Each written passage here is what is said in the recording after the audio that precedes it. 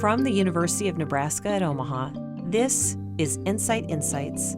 I'm your host, Erin Grace. Join us as we discuss today's most pressing issues in terrorism and targeted violence with experts from the field.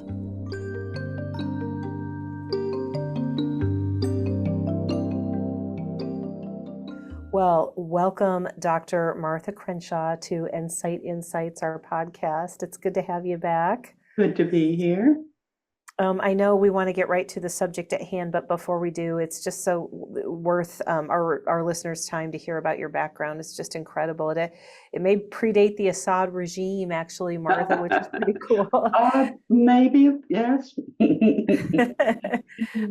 So you joined the Stanford faculty in 2007, and you're currently listed as a senior fellow emerita at Stanford's prestigious international focused institutions. It's worth naming them, I think. The Center for International Security and Cooperation, which is part of the Freeman Spogli Institute for International Studies. And it looks like you are also a professor emerita of political science by courtesy in the School of Humanities and Sciences at Stanford, and a professor emerita at Wesleyan University, where you taught from 1974 to 2007. So great. And, you know, there you were named the Colin and Nancy Campbell Professor of Global Issues and Democratic Thought. You are long sought after to speak at universities, governmental agencies, political forums, and the like. And we're so happy that you have been a researcher at NCITE, which our listeners should know is a Department of Homeland Security Center of Excellence for Counterterrorism Research. And so your Mapping Militants project is why we're here today to talk about the rebel group that in 2 short weeks has toppled, at long last, I think a lot of Syrian people would say, the Assad regime.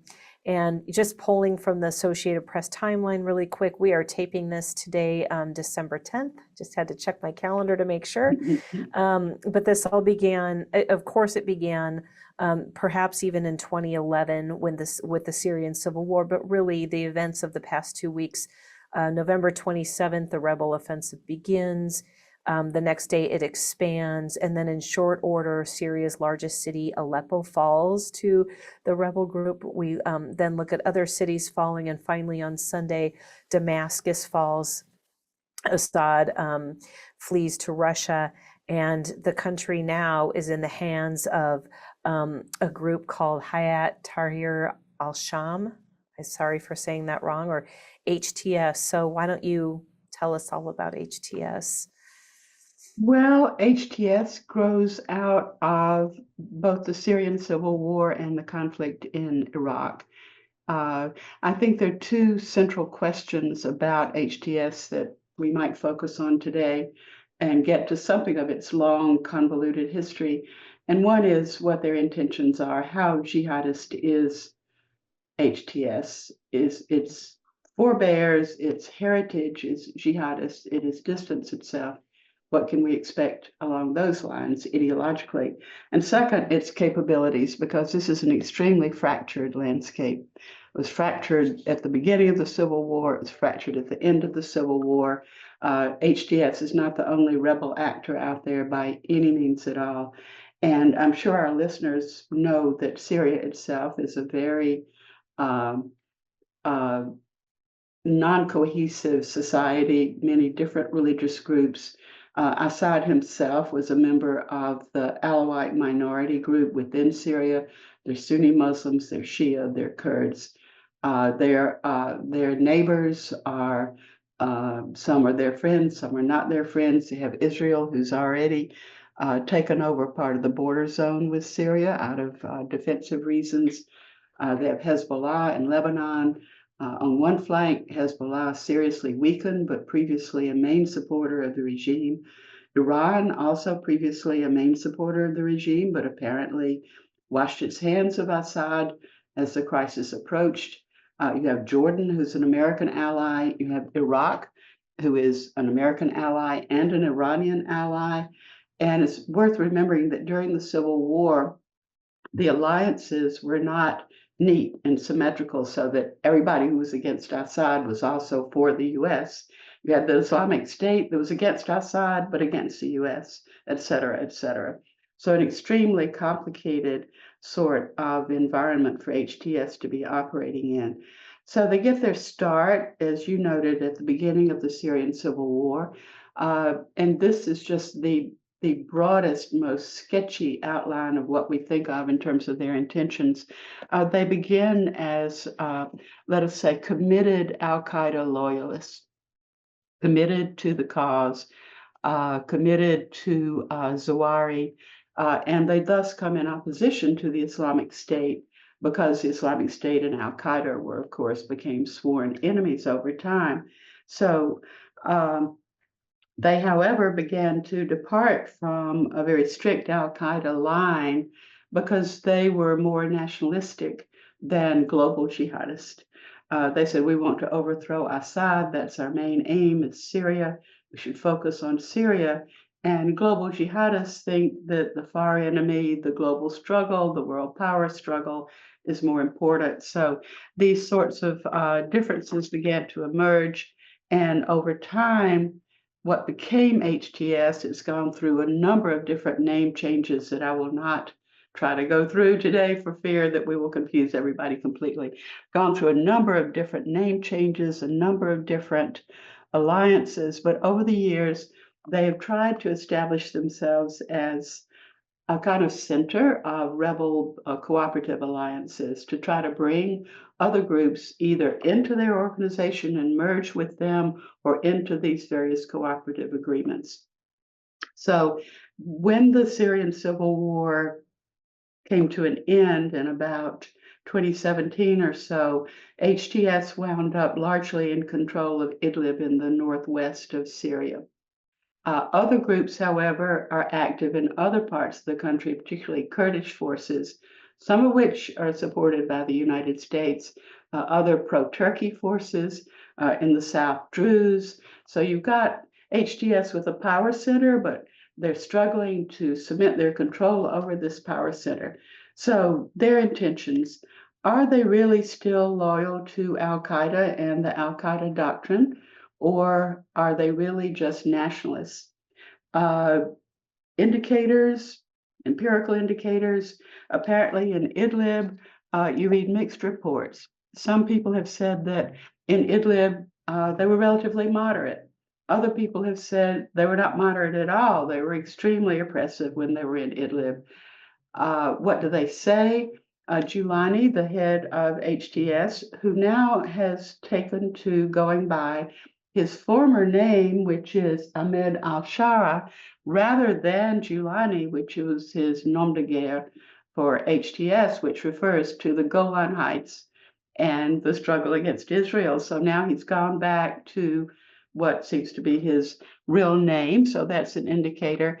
Statements since 2016 or so, he's emphasized moderation. He's tried to reach out to the United States and other countries. All the rhetoric is moderate. On the other hand, some people say that the organization has never renounced its bayat, its loyalty oath to al-Qaeda. It still has that oath, which presumably would be binding. Hard to tell. People also say, Giuliani is an opportunist. Whichever way the wind is blowing, whichever way he thinks he can move, if he needs to be more centrist in order to keep the United States from bombing his military forces. And we've recently bombed the Islamic State because we're afraid they will take advantage of what could be a very chaotic situation. So there's a real difference of opinion among experts, as far as I can see, on whether we could expect him to be pretty pragmatic or whether this is a disguise for a really radical sort of resurgence of Islamist jihadist type ideology. So if you want, we can go more in that direction, or we can talk about no matter what he wants, can he get there? I'm happy to follow your lead, Martha. I guess I'm wondering from the average Syrian person's perspective, you go from a secular government, but a brutal, oppressive, authoritarian one. Is that a fair Oh, characterization? yes. Okay. To sort of something that is maybe a known unknown. There might be this experience of their governance in the past. He is making these statements now. He would have to, assuming, form a broader coalition. Um, is there kind of any historical precedent? Is there anything we can look at to see how do other rebel or terrorist organizations, once they actually won, they got the prize, how did they govern? Well, I think the example that would probably spring first to mind would be the Taliban, and that's not a very encouraging example at all. And a number of people have mentioned that as a possible precedent. Even the most recent takeover of the Taliban, they've done it twice now. That's sort of an interesting historical factoid that twice they've taken over, driven out. Now they're back in power again. And some of us recall that they were promising that they were more moderate. There were accounts in the press that, oh, a more moderate leadership is in power now. Mullah Omar is gone. These are pragmatists. They've learned a lot. And now, of course, they've implemented a very rigid version of Islam. So basically, we don't really know. I guess Hamas taking over Gaza, the result there was not very good either. Now, people in Syria, remember, is very divided. There are people who supported Assad. What's going to happen to them? There are people who are Sunni Muslim, but who are not jihadists, who are not in favor of any of the different jihadist factions. You've got a number of ethnic and religious minorities. I think there may be a few Christians. There are the Druze in the south. So, and I guess it's important to remember that the Assad family has been in power in Syria for decades and decades. So there couldn't be, Idlib was governed by HTS, but the rest of Syria, no. So people who say it always lived in Damascus, they don't know what to expect from HTS. And we should note that the initial takeover, they emptied the prisons, yes. And I'd say, just judging from the outside, that most people would be very glad to see Assad gone. They had relatives in prison, the treatment of prisoners, the use of torture, the violence during the civil war. Assad used chemical weapons against his own population. It's hard to think that other than diehard supporters of the regime, there'd be much, no, not many tears of regret for Assad now having to move off to Moscow. I hope he took his winter clothes with him. It's significantly colder there. But they've not lived under other rule, except in the times of the Civil War when various parts were occupied by different groups. So it's going to be, I think, something entirely new for people. I don't think there'd be anybody who, well, Syria before the Assads was a military dictatorship anyway. So there's never been a history of democratic rule in Syria at all. Now, I don't know that Giuliani, we'll continue to call him Giuliani because that's, I think, more familiar to all of us. Who knows what kind of rule they would have in mind? They've said that they won't persecute people except the top leaders of the old regime. How far down does that go? We just don't know yet. It's all been, you noted how recent this is and how quick, how rapid. And I don't know that anybody predicted it at all. I certainly have not, and I've not seen anybody pop up and say, I told you so.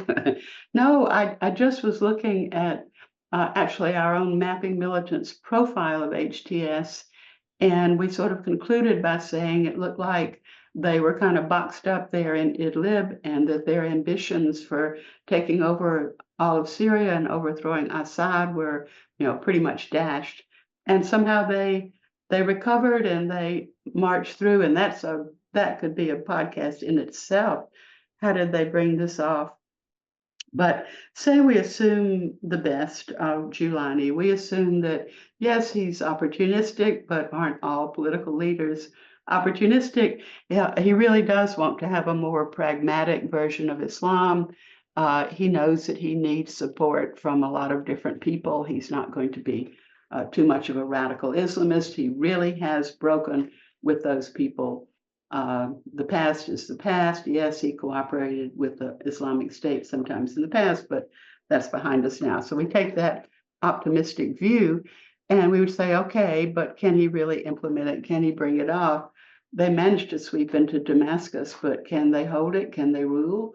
Was the experience they had in Idlib sufficient to really govern the whole country of Syria?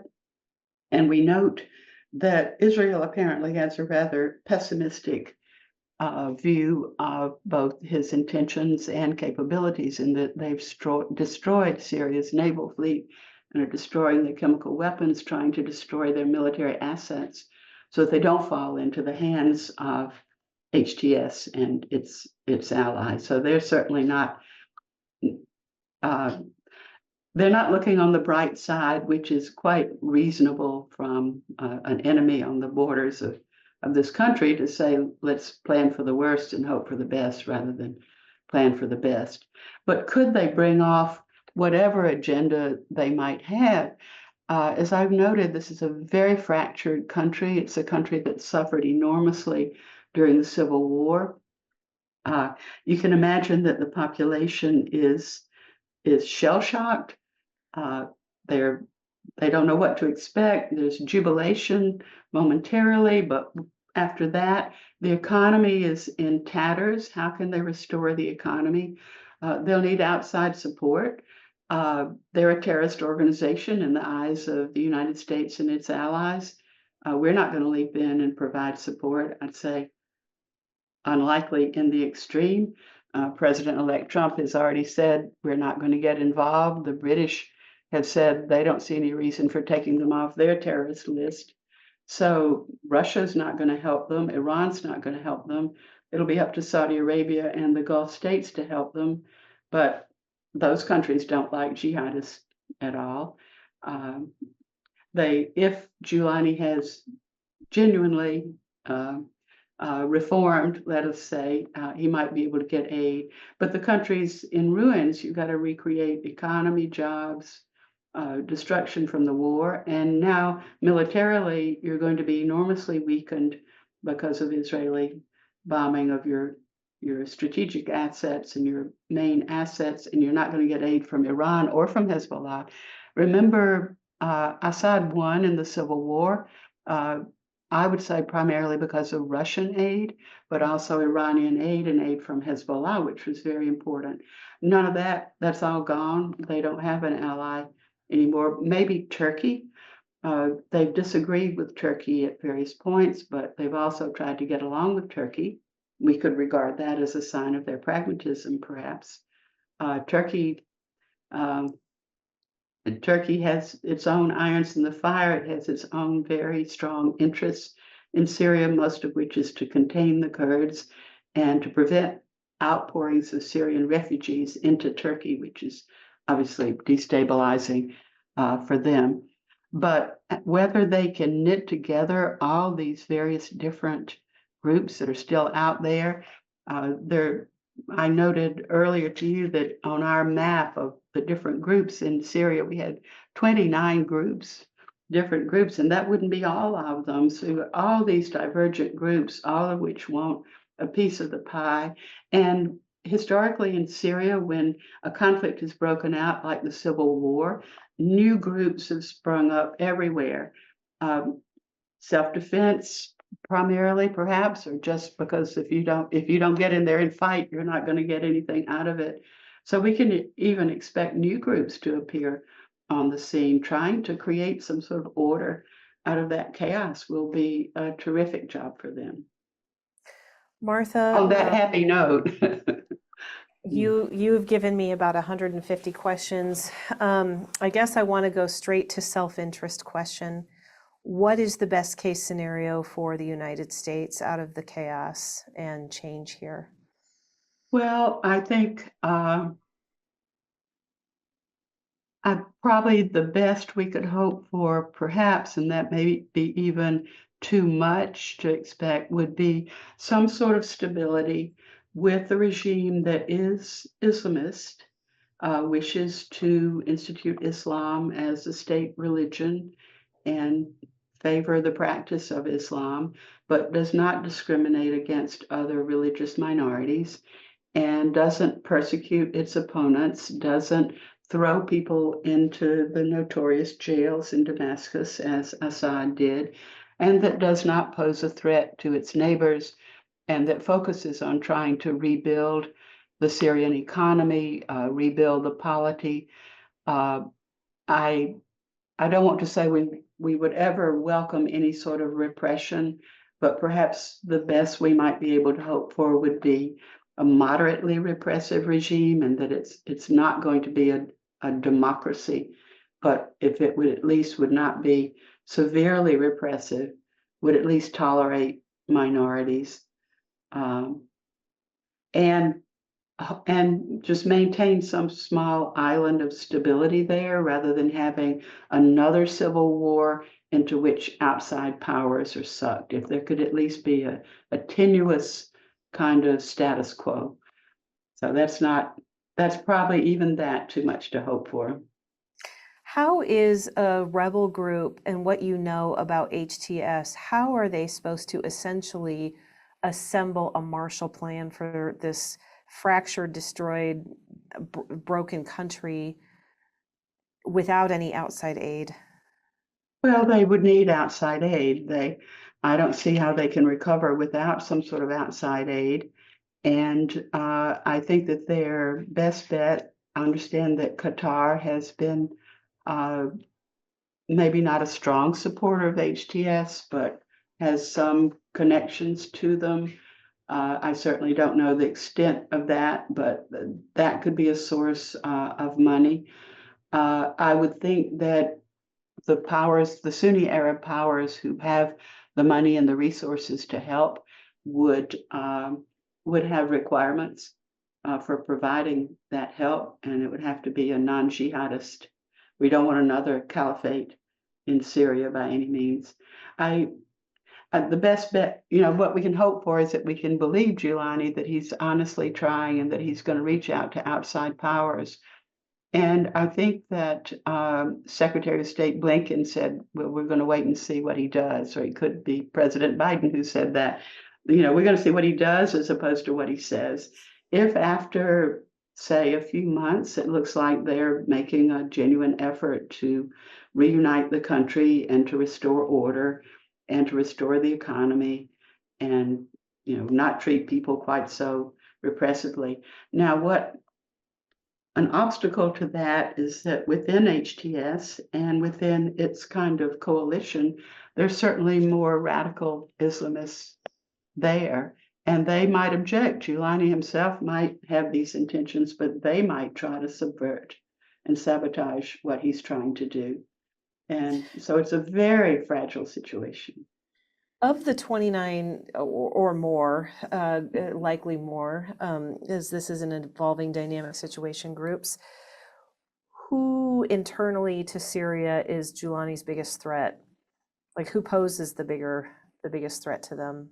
Well, the two biggest groups out there, I guess, are the Syrian Democratic Forces, which is a largely Kurdish group that the U.S. has supported over the years. And we recall we've got 900 or so troops in the Northeast, largely supporting them.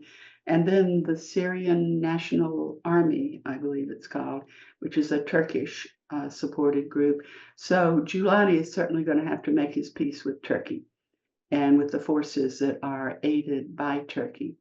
And this is obviously a very delicate balancing game. He will also need to make his peace with the Kurds in the Northeast. Turkey doesn't like the Kurds, etc. So they've got a lot of juggling to do. And then you've got the more radical Islamist factions who are still floating around out there toward the end of the Civil War, and then after the consolidation of HTS in Idlib, as I understand it, they did manage to co-opt or defeat several of their rival groups at the time. But these groups might then be reinvigorated and reconstitute themselves now that there's another opportunity out there. Every time there's disorder, there's an opportunity for people who want to profit by disorder, who want to seize power in illegitimate ways, let us say. So there could be some other opportunists out there who want to take advantage of this and who don't agree with what Giuliani wants to do. Can he control them will be a key question. I think he would want to. I think he wants to come out on top, but can he? But those are two of the larger groups. And I also think that in the South, it was, from what I read, largely Druze groups that were moving up from the South. They've not had any connection with HTS. If they did, it would be years ago. HTS has been bottled up there in the Northwest. I have two questions. I'm going to cough, so I'm going to go on mute. Be glad about the Zoom era, then you don't have to get my germs. So you mentioned Israel. Whoa, a busy year for Israel, shall we say? And that I saw that they had destroyed the Navy. What about the chemical stockpiles? Like, what is the biggest security concern the world should have about the situation in Syria?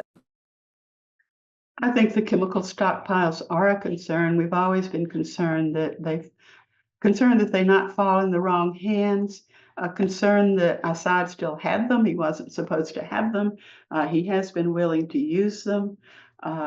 We remember famously President Obama's red line that if he used chemical weapons. So that's an enormous worry, I think, to everybody. And I actually don't know the reality of how you destroy them, say, by bombing from the air without creating a major disaster on the ground. So they're a concern. I guess I recognize that concern, but I also think having a great power vacuum in Syria with a new civil war breaking out, that would be even more dangerous for the region, which is in a very precarious sort of state now, with who knows which way things are going. It's been a surprise a moment, but with the power balance extremely unbalanced at the moment, where nobody quite knows what's going where. Are the Iranians really set back? We feel pretty sure Hezbollah is badly set back. Hamas is badly set back. Most of the news stories say, oh, Iran's reliance on the axis of resistance is now shown to be a complete failure. Their strategy didn't work. But who knows what Iran is likely to do? They still have capabilities. Will Israel stop here? I think that certainly the Netanyahu regime and its supporters must feel very vindicated that it's their actions against Hezbollah, Hamas, and Iran that have brought this about. Isolating Assad made it impossible for them to keep up. I guess that the Ukrainians could take some credit as well for having occupied the Russians, so that they didn't want to defend Assad. But will Israel say, well, we really are just going to be defensive here? Or are they going to think, we don't need a threat from Syria, let's deal with Syria now too? But of course, if they say they destroyed HTS, who would take their place? They can't occupy Syria. Somebody's got to govern Syria. And what's the alternative to HTS?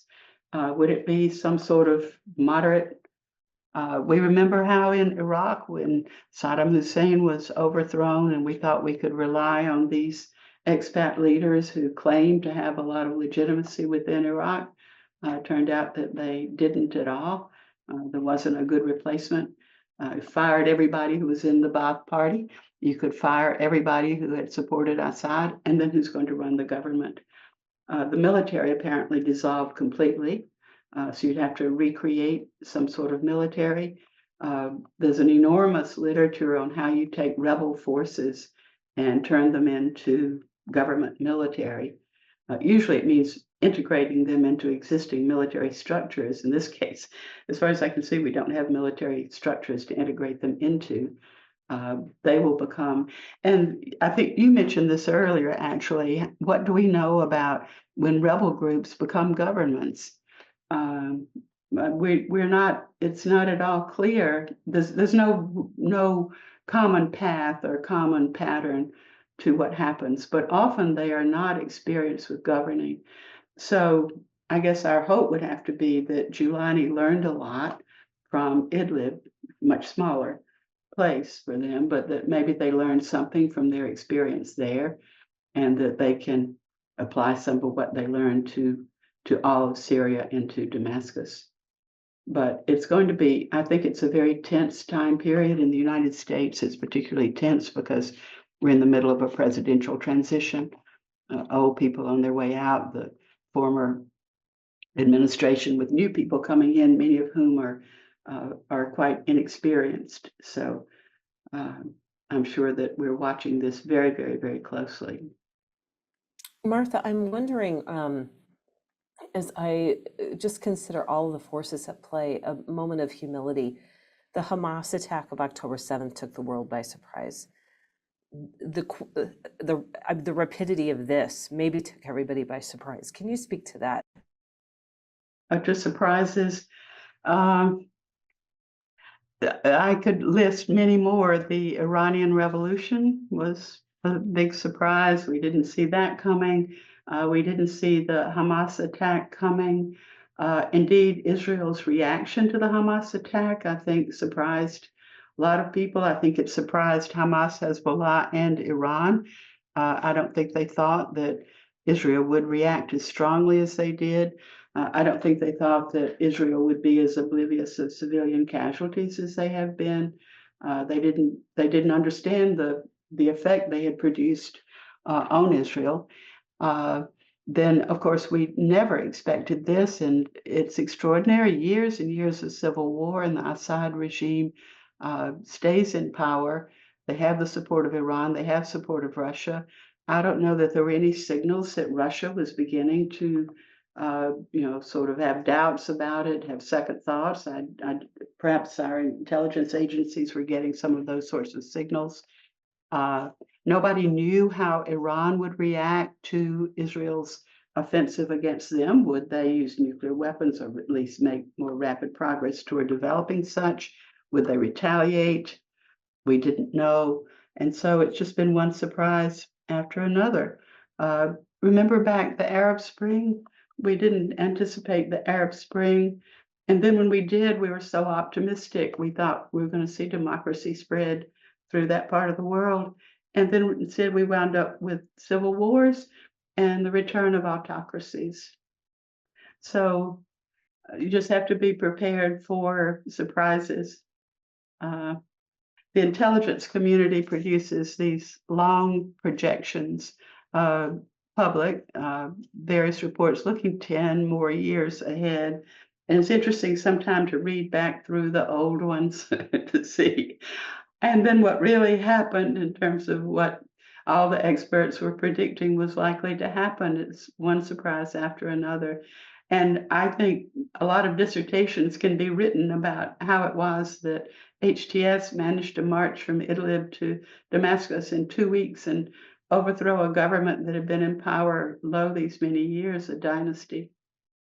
So, and speaking of our misunderstanding, some of us remember when Bashir al-Assad assumed power, succeeding his father, Hafez, and everybody said, oh, he's Western educated. Am I remembering correctly that he was a dentist in London? His wife was raised in London. These are going to be modern. It's going to be more like, I don't know. But that lasted, what, a month maybe? And then we realized that he would be just as repressive as his father had been. So that was also on the list of surprises that we were wrong about, sadly. I know a lot of listeners will know the answer to the question I'm about to ask, but I'm hoping we do reach a broader audience than just experts in the Middle East. And I'm wondering if you can talk about the role that Syria plays in the region and how important but how important the geography is here. Well, geography was very important to Russia because it provided them an outlet to the Mediterranean. So they've given that up, and that's a significant thing. So that is very important. Syria is also in the heart of the Fertile Crescent. As we know, it borders Turkey, it borders Iraq. During the American combat against al-Qaeda and the Islamic State in Iraq, uh, fighters for al-Qaeda and were funneled through Syria, so it's an important transit port for jihadists getting into Iraq, which caused us a lot of trouble. It is an ally, it is an enemy of Israel. It was critical to the attack on Israel the planned attack on Israel that resulted in a preemptive strike by Israel in the 1967 war. They've been irredentist in wishing to get the Golan Heights back, which Israel occupied in 1967 and then annexed quite recently during the first Trump administration. So they're extremely hostile to Israel, and Israel has targeted assets in Syria for years, Iranian and Syrian assets and Hezbollah assets. So geographically, they're right next to Lebanon, so they're very handy to Hezbollah. Indeed, some Syrians over the years have claimed that Lebanon actually should be part of Syria. Both Lebanon and Syria were part of the French Mandate, and of course, Palestine and Iraq and Egypt peripherally were part of the British Mandate. I'm sorry, my phone thinks I'm talking to it. So they're in a critically central sort of spot with lots of countries bordering them, but also with an outlet onto the Mediterranean. So they're a good transit point, they're a good center point, very important geographic or geostrategic location. So they would be a desirable, it would be a desirable place, but it's in the whole thing is a very iffy neighborhood. I am thinking, Martha, of one of the headlines I saw in the wake of all of this are the Syrians rushing back in. That surprised me. Yes. People are coming back in. That is actually hopeful. What haven't I asked you that you think our listeners should hear? Well, I might recall another historical example, which is Libya and the overthrow of Gaddafi, and the hope we had then that rebels would prove more successful, prove better rulers of Libya, and instead they began fighting each other, and we're still in the middle of a stalemate. And I thought of that when you talked about Syrians flooding back to Syria. You can see the kind of optimism that must affect them. You can understand it and empathize with them. But I think then of the Libyans who flocked back to Libya, I knew some who they were so excited. They wanted to go create a new Libya. They wanted to help. They wanted to build a regime and look at what has happened to Libya. So I hope all goes well with them. But I think even more so than for the Libyans, the Syrian refugees posed a problem to the countries who had admitted them. They posed problems in Lebanon, not problems that they sought to cause by any means, but they were a burden on these countries. And you note that I think Germany was the first to say that they were not going to process any more asylum requests. You can go home now. It's safe for you to go home. Now, how safe it is who knows? So they're going back to a rather uncertain situation. I guess we could still maintain some hope that the presence of people who were opponents of Assad, who are probably not jihadists at all, who we would hope are politically moderate sorts of people who simply wish to create a stable, functioning society, that this will have some impact. It really just remains to be seen. I'm thinking again of that AP timeline we discussed. Boom, boom, boom, city, city, city, from right before Thanksgiving to the present. The situation has radically changed. What are you going to be watching for in the next days to come that will kind of show where the ball is headed here? I think the first thing I would look for would be challenges to Giuliani's control over what was the opposition and now will be the government. Will the various other armed groups out there say, okay, we'll go along with it, we'll cooperate with you. We want to preserve some autonomy. We don't want to be dissolved, but we'll cooperate with you and we won't challenge your overall dominance.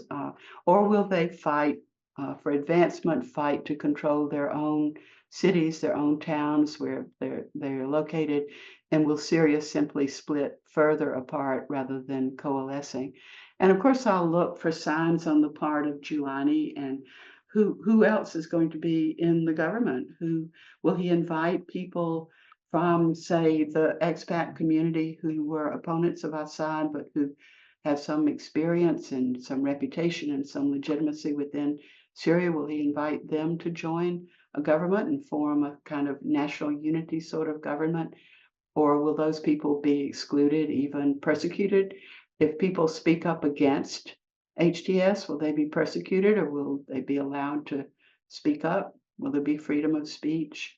It all remains to be seen, but I think the first thing I'd look for would be armed opposition to the center, which I don't know. I won't make a pessimistic projection, but that's one of the things I would look for. Are they going to say, okay, we actually control Raqqa or whatever, and you have no authority here. We're in charge here. So we would just break the country apart into little fiefdoms, or will they, in effect, cooperate in creating a functioning central government? And we don't know yet. If you were an advisor to President Trump, what might you suggest that the incoming administration do? Well, I certainly think that rather than washing our hands completely of Syria, we should definitely try to seek a political solution. And we should definitely be talking to countries that have some influence with HTS, Turkey, which is our own NATO ally. And I was very relieved to see that President-elect Trump recently said that he would not pull us out of NATO. And of course, there is a law that says that he can't as well. And I think we should be talking to the Gulf Arab states, the other Sunni states, as to their stance and whether they would provide assistance for HTS if it offers some, if not proof, credible indication that they're going to pursue a path of moderation and rebuilding. I think we should be talking to everybody who has connections with them. As I've said, they have certainly reached out to us. Some people have suggested that we should start by taking them off the list of foreign terrorist organizations. I think Giuliani also is wanted, has a reward out. Should we remove that? It's a question, they should consider it at least. I'm not going to advocate one way or the other, but it should be a topic of discussion. Consult Middle Eastern experts, consult people who really know about Syria. You know, one of the problems we had in Iraq after 2003 was that people who knew Iraq weren't consulted. People who knew the society, knew what was going on, were not consulted. And we turned these ventures into military ventures as opposed to political ventures. And we've surely learned by now that the application of force doesn't get you very far. And that you can remove, just to keep in mind, you can remove the world's most obnoxious dictators, but it doesn't mean that the people who come to power after them are necessarily democratic heroes. We tend to see the world in, black and white, that our side is all good and the other side is all bad, when there's a mix of people out there. So we may have to make some compromises. I think we could live with an Islamist regime that doesn't threaten its neighbors and is not extraordinarily repressive. Turkey is governed by what's largely an Islamist regime. But if, as I've said, if they allow freedom of religion, freedom of expression, even if it's somewhat bounded, it would be an improvement. If they show indications that they're simply not going to try to really implement an Islamic State type caliphate. But again, we should start now by talking to governments and people who have some connections there. Forgive me for just keep asking you questions. You probably were hoping my coughing fit would continue so that I'd have to stop. But No, not at all. And I hope you feel better. oh, I'm absolutely fine. It's just one of those things. But COVID negative for the record. Good. It seems like a relic anymore, doesn't it? But what I want to ask is thinking about the idea of compromise and what can you live with, and the example of an Assad or the example of a Saddam Hussein. Does it take an authoritarian type to rule over such a disparate community, or can you tell me an example in that region of a leader who is not an authoritarian, who is able to stitch together these different groups in a peaceful way or an acceptable way? Or maybe Well, that's it's just work very in progress. difficult. And you think of Lebanon, which is sort of on the other side of things where disorder has prevailed, where, of course, they had a devastating civil war, including Syrian intervention in their civil war. It's also an extremely divided society. And their system called consociationalism, where each religious group has a defined position, Speaker of the Parliament, Prime Minister, President, etc. And that's where you go. That's not been very effective or very stable. And it wound up with a group like Hezbollah assuming enormous political and military power. Now we're sort of, Israel at least is hoping that the Lebanese army can maintain order on Lebanon's southern border, Israel's northern border. The Lebanese army has never been very effective. It's been assisted many times over the years in trying to create a modern force that could at least preserve order. So they're not a particularly good example. Iraq, where you had a Sunni regime that oppressed Shia, now has a Shia regime, and where Sunnis don't feel unhappy, so you have a rebellion like ISIS. You have Turkey, who's never managed to get along with the Kurds, or vice versa. So we don't have any really, really good examples. We don't have a good example in Israel and the Palestinians, where there's no resolution to the two peoples in one land problem, even to this day, all these years. So you look at places where there have been many different groups. Well, Switzerland, but Switzerland is a very old, very established, small, prosperous. So I would say, before you can begin to effect some sort of policy of reconciliation along religious and demographic lines, you've got to restore the economy so that people have jobs, they're reasonably prosperous. And I think that makes sectarianism less acute, but I'm not an economist, and so I don't want to go too far out on that limb, but I think restoring the economy ought to be a priority. But you can't restore the economy without some sort of political stability. So they have to be both of those things. So people have to be willing to say, all right, we're in a state of uneasy coexistence, but let's see if we can hang on to this long enough to create some sort of stability along political and economic lines. And then try to sort out some sort of political arrangement where people get a voice. And hopefully, I guess one question is, can you transcend sectarianism? It seems to be extremely difficult to do. Look at India, Hindus and Muslims. So, and there are a lot of political scientists who study this in great depth as to how you can create a genuinely pluralistic, democratic sort of society out of many different peoples. Look at the divisions in the U.S. now. We're hardly ones to be giving instruction on how to unify a country. So, I'd say that the economy has to be very large, maintaining order, sufficient order, and a non-repressive, not non-totalitarian order, and then creating some sort of economic stability. I think the currency is worthless.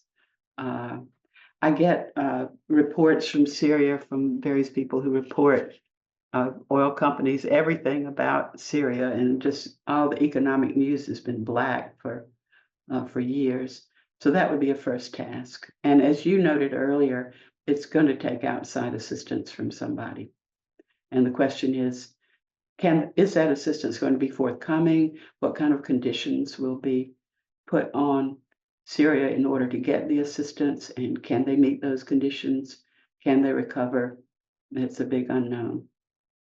I think that's probably a good place to end this, Martha. I am so grateful that you came on to give us a lay of the land, so to speak. And frankly, this is just such a quickly developing story, right? I mean, what will be the news in the next 2 days, let alone next week, let alone by the 1st of January? We don't so want to predict. I've studied international politics and revolutionary movements, resistance, armed groups for so many years, and I've just constantly been surprised. I'm trying to become sort of inured to surprise in terms of civil wars and international politics. I try not to be too hopeful. I try not to be too pessimistic. Gotta hope for some sort of at least moderate middle somewhere. So I think that's what we can hope for. We certainly shouldn't hope to transform Syria into Switzerland overnight. I think we were too ambitious with Iraq, thinking you could just go in and offer them some democratic institutions, a few lessons on the Constitution, and it would work. But it has to be much more gradual than that. excuse me, as you said earlier, we'll get used to some surprises. And meanwhile, we'll continue to keep watch. And your mapping militants information is so helpful. So thank you for that. And I will just sign off by saying happy holidays if I don't get to talk to you before then. Thank you, and you as well. Thank I'm you. here in the warm South. It's quite, I think it's in the 70s today. Rub it in, rub it in. I'll tell you what. Yes. It gets we were in cold occasionally here. It might go down to 50 tomorrow. Brr. We had the first snowflakes. I had to yell at my teenage son about his driving today. So, but we were in shorts over the weekend, so it bobs up and down before it gets too miserable here in Nebraska. But thank you again, Martha. It was wonderful getting to hear your expertise. I'm very glad to try to offer a little bit of explanation here and there. And as you say, we will just keep watching. Okay, sounds good. All right, well, take care. Thank you again. Sure.